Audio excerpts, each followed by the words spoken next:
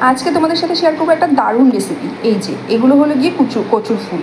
যারা খেয়েছো তারা তো জানি এটা কীরকম টেস্টি খেতে, আর যারা এখনও পর্যন্ত খাওনি, যদিও আমি জানি এরকম মানুষ হয়তো খুব কমই আছো, যাই হোক তাদের ক্ষেত্রে বলে দিই এটাকে কিভাবে খেতে হয় বা কিভাবে রান্না করতে হয়।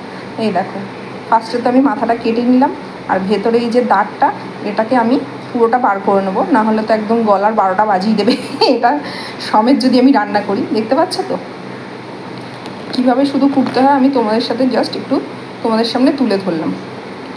এই যে ফাইনালি এবার আমি টুকরো টুকরো করে কেটে নেব।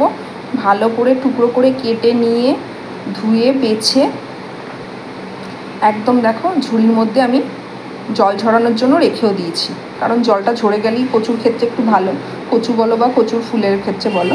তারপরেই আমি কড়াইতে তেল দিয়ে পেঁয়াজ আর কাঁচা লঙ্কাটা একটু হালকা নেড়ে চেড়ে নিলাম। এইবার দিয়ে দেবো চিংড়ি মাছগুলো। চিংড়ি মাছ দিয়ে খেতেই বেশি ভালো লাগে। তো চলো ফাইনালি আমি দিয়ে দিলাম চিংড়ি মাছগুলো। এবার ভালো করে একটু নাড়াচাড়া করে নিয়ে এপাশ ওপাশ করে, যদিও এটার মধ্যে আমি তো কোনো মশলা ইউজ করি না, যারা যারা খেয়েছো তারা কি মশলা ইউজ করো আমি জানি না, তবে আমি শুধু নুন আর হলুদ ছাড়া কোনো মশলাই ইউজ করি না। তো চলো এবার তো ভালো করে নাড়াচাড়া করে নিলাম।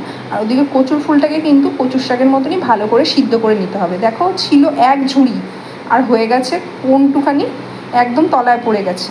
যাই হোক এইবার দিয়ে দিলাম।